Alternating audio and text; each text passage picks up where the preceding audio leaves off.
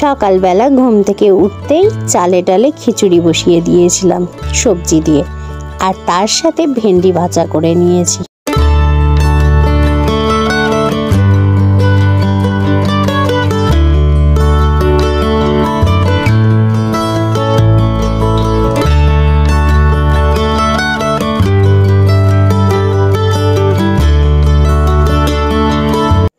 আমার রান্নাঘর নেই, জানি না ভবিষ্যতে কোনোদিন নিজে হাতে ধরে করতে পারবো কি পারবো না, কারণ যাই নিজে হাতে ধরে করছি সেইগুলোই ভগবান ছিনিয়ে নিচ্ছে।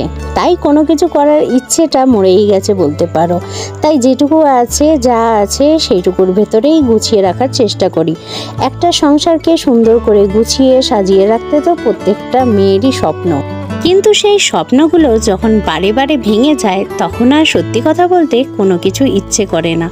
ইচ্ছে না করলেও তাও সংসারটাকে গুছিয়ে রাখার দায়িত্বটা সম্পূর্ণ আমার। আর আমার যেহেতু একার সংসার, তাই গুছানোর দায়িত্বটা তো আমার উপরেই আছে। তো এবারের ডেকোরেশনটা কীরকম লাগছে অবশ্যই কিন্তু তোমরা কমেন্ট করে জানিও। জানি হয়তো অনেক হাইফাই রান্নাঘরও নেই বা রান্নার জায়গাটাও সেরকম ডেকোরেশন করা নেই, তবে যেটুকু আছে যা আছে আমি সেটুকুই দেখাই বা সেটুকু দেখাতেই আমি পছন্দ করি।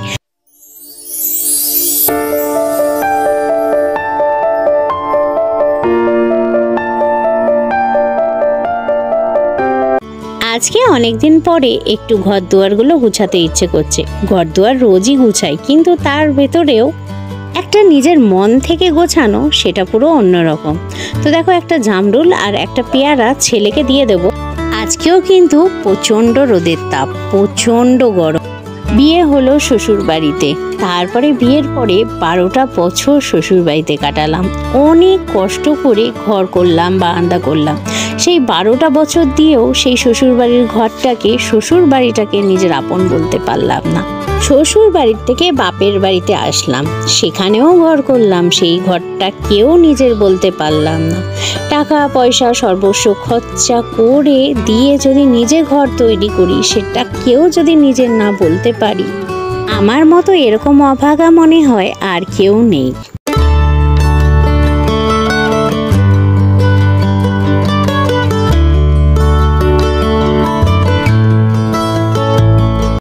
আমরা কিছু সঙ্গে নিয়ে আসিও নি বা কিছু সঙ্গে নিয়ে যাবও না, তাও না অবাক হয়ে যাই। জায়গা জমি টাকা পয়সা সব কিছু নিয়ে মানুষের সাথে যেরকমভাবে বিভেদ করে, অশান্তি করে, সেই সব দেখে সত্যিই অবাক হয়ে যাই।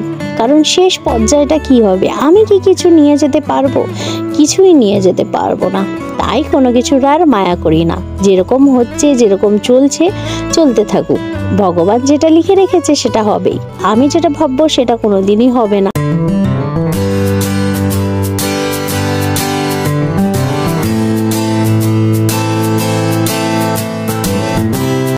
আমি তোমাদের সাথে আমার সুখ দুঃখ সবকিছু শেয়ার করি, কারণ ভবিষ্যতে যখন এখান থেকে চলে যাব বা ভবিষ্যতে একটু সুখের মুখ দেখব, তখন এই দিনগুলোর কথা মনে পড়বে যে আমি কতটা কষ্ট করে ছিলাম।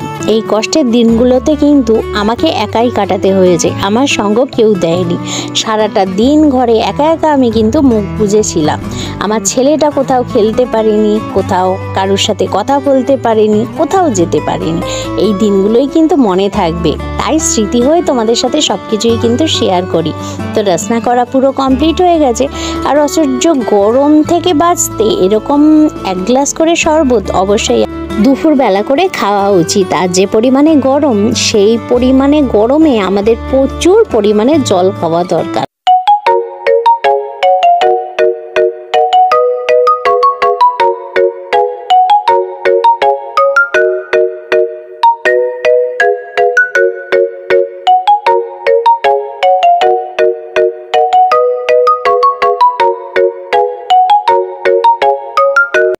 এবার বেশ দেখো, আরাম করে বসে বসে রান্না করা যাবে। তো এই দিকে ঘুরানোর পরে রান্নার উদ্বোধনটা কিন্তু তোমাদের দাদাভাই করছে। না, ভাতটা আমি করেছি, কিন্তু তরকারি তোমাদের দাদাভাই করছে। এখানে নিয়ে চলে এসে রুইয়ের পোনা, মানে রুইয়ের চারা পোনা যতদূর সম্ভব হবে, আর করব হচ্ছে ভেন্ডি সর্ষে।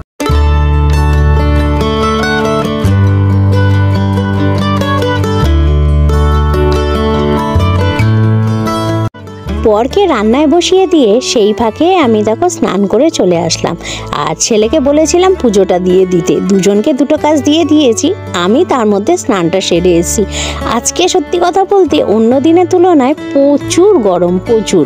আর এই ফুলটা কালকে রাত্রিবেলায় এনে রেখেছি, এইটা তোমাদের সাথে দেখানো হয়নি। আর এদিকে মাছের ঝোলটা দেখো ফুটে গেছে, এবার মাছটা দিয়ে দেবে। আলু পটল দিয়ে পাতলা ঝোল করেছে, আর তোমাদের দাদাভাই করলে এমনি ঝোল করে, বেশি ঝোল করে, তোমাদেরকে সেটা আমি বলে থাকি। আর আমি যদি রান্না করি আমার একটু কষা কষা শুকনো শুকনো খেতে কিন্তু বেশি ভালো লাগে। আর এখন তো ঝাল একদমই দিতে পারি না, তোমাদের দাদাভাই যেহেতু ঝাল খেতে পারে না, ঝাল মানে অনেকই কম হয় রান্নায়, নেই বললেই চলে। মানে আমরা যে পরিমাণে ঝাল খাই অত কম ঝাল খায় না, খুব কমই খায় লোকে। তো দেখো এইদিকে ঝোলটা ফুটে গেছে, তারপরে মাছগুলো দিয়ে দিয়েছে।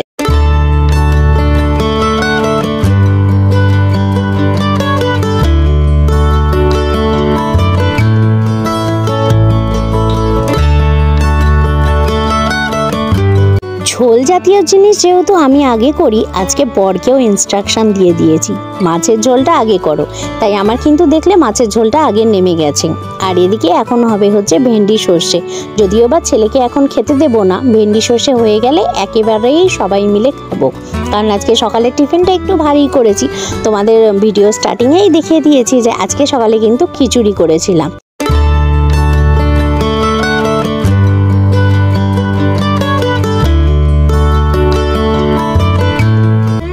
ভাত নিয়ে বসে পড়েছি, তো আমার থালা দেখতে পাচ্ছ ভেন্ডি নিয়ে নিয়েছি, ভেন্ডি খাওয়া হয়ে গেলে তারপরে মাছের ঝোল, তো ঝোল দেখতে পাচ্ছ অনেকগুলো। আর তারপরে ভিজিয়ে রাখলাম হচ্ছে ছোলা আর একটু বাদাম, মটরটা তো আগেই ভিজানো ছিল, তো ভাবলাম চলো দুটো ছোলা ভিজানো যাক, কারণ একটু চানা করব, মানে চটপটি করব। তো সন্ধেবেলা চলে এসেছি। গুড ইভিনিং সবাইকে। তো বাইরে কিন্তু খুব সুন্দর হাওয়া ছাড়ছে, হয়তো কোনো জায়গায় বৃষ্টি হয়েছে, আমাদের এখানে কিন্তু বৃষ্টি একদমই নেই, কিন্তু কোনো জায়গায় বৃষ্টি হয়েছে, তাই খুব ঠান্ডা ঠান্ডা হাওয়া ছাড়ছে। এইদিকে দেখো আলু নিয়ে নিয়েছি, আর ছোলা মটর যেগুলো ভিজানো ছিল সেগুলো সব একসাথে দিয়ে প্রেসারে সিটি দিয়ে নেব, দিয়ে তারপরে চানা মাখবো। চানা খেতে কিন্তু আমরা স্কুল লাইফে সবাই খুব ভালোবাসতাম, সবাই, বিশেষ করে মেয়েরা।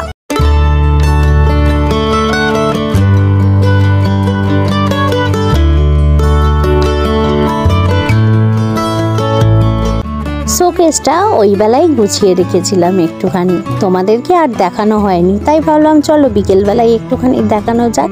তো এই যে কীরকম গুছিয়েছি তোমাদেরকে দেখিয়ে দিলাম। আর রিং লাইটটা এখানে রেখেছি, ওই কোনায় ছিল। তো এখন বাজে 7:15, কিছু ভেজা জামা কাপড় ঘরে মেলে দিয়েছি, আর চেয়ারগুলো ঘরে এনে ওই কোনায় দিয়েছি, ওই কোনাতেই আগে রিং লাইটটা ছিল।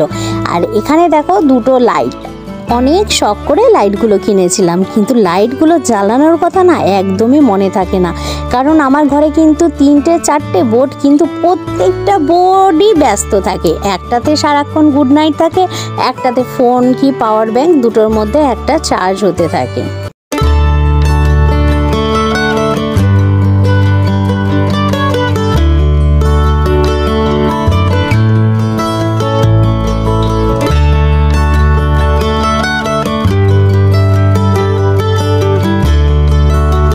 শসা, পেঁয়াজ, টমেটো, কাঁচা লঙ্কা সব কিছু কুচিয়ে রেডি করে রাখলাম। আর ওইদিকে প্রেসারে কিন্তু আলু আর মটর সেদ্ধ। Hello everyone, good evening and welcome back to my channel. তো সন্ধ্যেবেলা ইন্ট্রো দিচ্ছি, সকাল থেকে তোমাদের সামনে এসে ইন্ট্রোই দিইনি, কারণ এত গরম পড়েছে, ব্লগ সেইভাবে করতেই পারছি না। তো যা কাজ করছি সেগুলোই মানে কেটে ছেটে শর্ট ফর্মেই দেখাচ্ছি বলতে পারো। তো যাই হোক, গরমটা একটু কমলে আবার ভালো মতো সুন্দর করে ব্লগ দেবো। তো এখন চলে এসেছি, বাজে হচ্ছে 7:30, এই 7:40 মতো বাজে। তো চা এখনও খাইনি, চা খাবো। আর এখানে দেখো পেঁয়াজ কুচিয়েছি, পেঁয়াজ, শসা, টমেটো, কাঁচা লঙ্কা কুচিয়েছি। তো চানা মাখবো একটুখানি, মটর ভেজানো ছিল, কালকে মটর ভিজিয়েছি, তোমাদেরকে দেখিয়েছি। তো কটা ছোলা একেবারে ভিজিয়ে দিয়েছি, ছোলা আলু দিয়ে সেদ্ধ বসিয়ে দিয়েছি, মানে প্রেসারে সিটিও পড়ে গেছে, করছে, খুলে দিলেই ওইটা সিটিটা দিয়ে নেবো। তো এখন একটু লিকার চা করবো, একটুখানি দিয়ে খাবো, ও জলজিরা আছে, জলজিরা দিয়ে একটুখানি লিকার চা খাবো। তোমাদের দাদাভাই বলেছে চানা মেখে তারপরে ফোন করতে। তো ছেলে গেল একটুখানি তেঁতুল তেঁতুল আনতে। তেঁতুল ছাড়া তো চানা খেতে ভাল লাগে না। তো চলো চানা মাখবো আর তোমাদেরকে দেখাবো। আর আজকে রান্না তো দুপুরবেলা মাছের ঝোল, ভাত আর ভেন্ডি সর্ষে করেছিলাম, উঠে গেছে। তো রাত্রিবেলা আবার রান্না করতে হবে। রাত্রিবেলা মানে রুটি ভাত যা করি, দেরি আছে, এখন 7:30 বাজে। আমার রান্না বসাতে 10টা 10:30 বেজে যাবে। তো দেখা যাক কী করি, যাই করি না কেন অবশ্যই তো শেয়ার করবো। তো এখন চানা মাখি, চা খাই, এইগুলো চলো তোমরা সঙ্গে থাকো, দেখতে থাকো।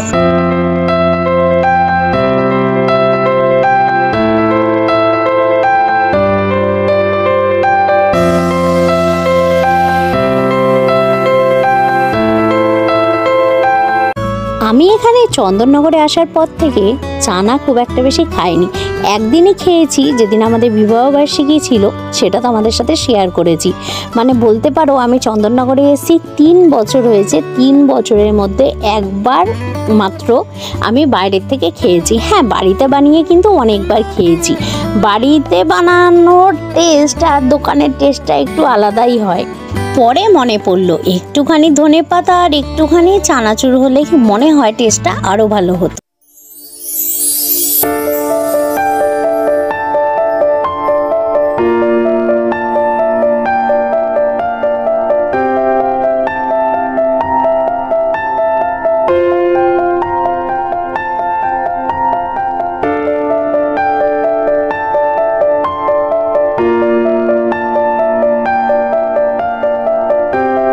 দুখানা কাঁচা লঙ্কা কুচিয়ে দিয়েছি। আগেই তোমাদের বলেছি তোমাদের দাদাভাই কিন্তু ঝাল খেতে পারে না, তাই আর লঙ্কার গুঁড়ো কিন্তু এর মধ্যে দেব না। তোমাদের দাদাভাইয়েরটা আগে ঝাল ছাড়া তুলে রেখে দেব, তারপরে ছেলেরটা আর আমারটা ঝাল দিয়ে খাবো।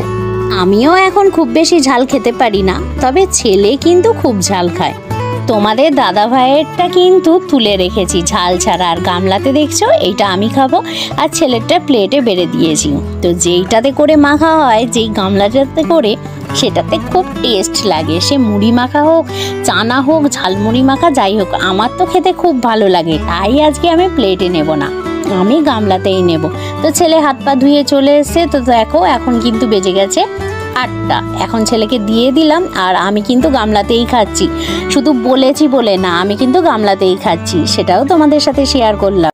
কিছু কিছু দোকান সদাই আনা ছিল, সেটা তোমাদের দাদাভাই আসার সময় একেবারে নিয়ে চলে এসছে। সব থেকে বেশি দরকার ছিল হচ্ছে মাথার তেল, পাউডার, আর এদিকে ব্রাশ, পেস্ট। মাথার তেল দুটো দেখছো ছোট ছোট আনা। তো আমি খুব একটা বেশি মাথায় তেল দিই না, মানে দিয়ে আবার শ্যাম্পু করে নিই, কারণ আমার শর্ট ভিডিও করার থাকে। আর এইদিকে সাবান আছে, পাউডার আছে। তো এই ছোট ছোট কারণ হচ্ছে ছেলের জন্য আনা, একটা হচ্ছে ছেলের আর একটা হচ্ছে আমার। আর এদিকে 3খানা ব্রাশ নিয়ে এসছে 3 জনের জন্য। তো একটা ব্রাশ আলাদা আর দুটো ব্রাশ পুরো একই রকমের। তো পেস্ট নিয়ে চলে এসে। আর এই দিকে দেখো তো এটা কে, এটা সিম্বু এসে শুয়ে রয়েছে, কারণ জানে আমার রান্নাবাড়ি হয়ে গেলে এখন খাবো।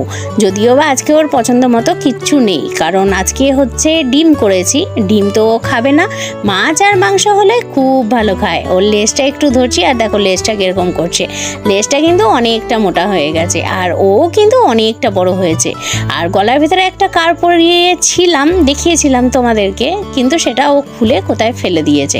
এদিকে দেখো ছোট্ট হাঁড়িতে করে ভাত করে নিয়েছি ছেলের আর আমার জন্য, আর তোমাদের দাদাভাইয়ের জন্য তো রুটি। তোমাদের দাদাভাই ভাত খেতে খুব একটা বেশি পছন্দ করে না রাত্রিবেলা। আর এদিকে দেখো করে নিয়েছি হচ্ছে ডিমের ঝোল। ছেলেকে ডিমের ঝোল দিয়ে ভাত খেতে দিয়ে দিলাম, কারণ আমাদের খেতে অনেকটাই দেরি হবে। তোমাদের দাদাভাই ডিমের ঝোল দিয়ে ভাত খাবে না, তাই তোমাদের দাদাভাইয়ের জন্য পেঁয়াজ কুচিয়ে নিয়ে ডিমের ভুজিয়া করব। তো এখন দেখতে পাচ্ছ রাত কটা বাজে, 2:15। হ্যাঁ, এখনও আমরা জেগে আছি, এখনও কিন্তু আমরা শুইনি।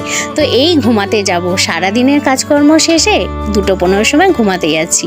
তো চলো, গুড নাইট, সবাই ভালো থেকো, সুস্থ থেকো, আমার পাশে থেকো, টাটা।